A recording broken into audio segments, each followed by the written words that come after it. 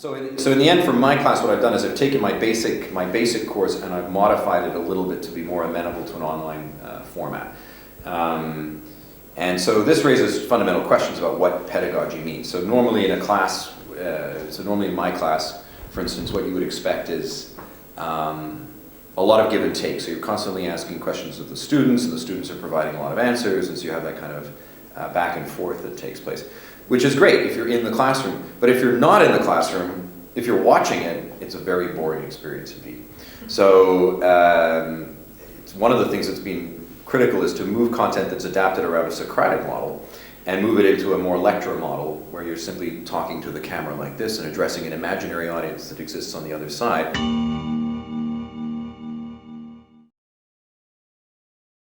The fears is that we're commodifying education, and what will that commodification result in? I don't think that an online class like a MOOC can in any way substitute for a classroom experience, except in circumstances where that classroom experience is sort of so anonymous to begin with that it might as well be filmed. At the sort of incipience of every single disciplinary field, there tend to be these large, shared, communal classrooms about setting out common methodologies, ideas, readings, concepts, and so on.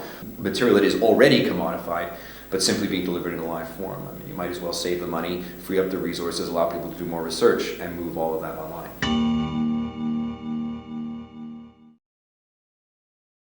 My class, for example, students who go through my class will receive a certificate of attendance and completion signed by me, which raises questions about I think the idea is that it signals that the professor is willing to certify that a student has gone through the material and has achieved a successful outcome.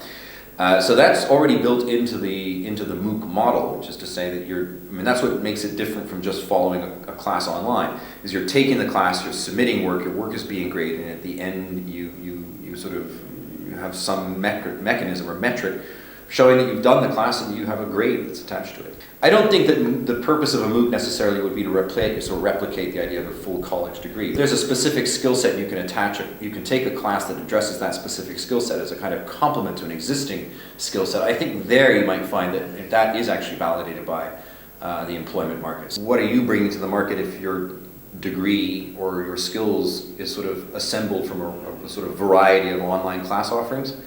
I have no idea. I think that's one of the interesting things that's going to be seen. In a way, that's about the market dynamic. You would assume that at the end of the day, if somebody who's coming into the marketplace with certificates from various MOOC courses is as competent as somebody who's not, then the market shouldn't care.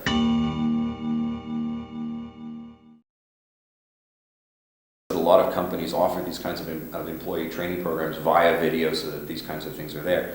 What the MOOC simply does is it puts into place control mechanisms for ensuring that people who are doing it are learning what they're supposed to learn. If you have robust content that is important for your employees to learn as part of their training program, you can actually test them on that, and then they would get a certificate of completion be based on an evaluation of what they've done. So insofar as there's a way of moving via a MOOC that kind of evaluation program into the online format, I think it would be very effective as a mechanism for training employees, and obviously much more cost effective because you set up once, you do it, and then all you need to do is to have some people who can monitor it in order to make sure that the outcomes are what you want or what you're trying to achieve in the first place.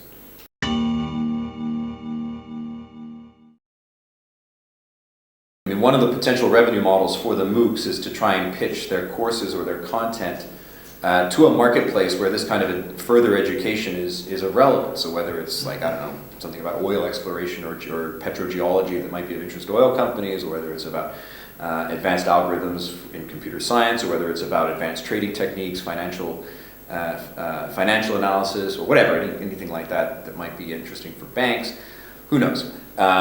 Certainly, I think if you can create a kind of a line of interest between, on the one hand, people who have content to put out, and then people who'd like to consume that content as part of a sort of systemic engagement of their employees in order to further the skill set via these kinds of online courses, would be very natural to charge for that, for sure.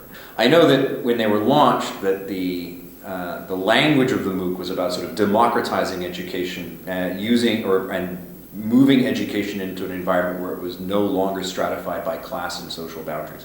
But I don't know how realistic that is as a goal, because at the end of the day, who is the kind of person who's going to be interested in taking classes like this? And the fact is that actually already is driven by those kinds of class and social boundaries.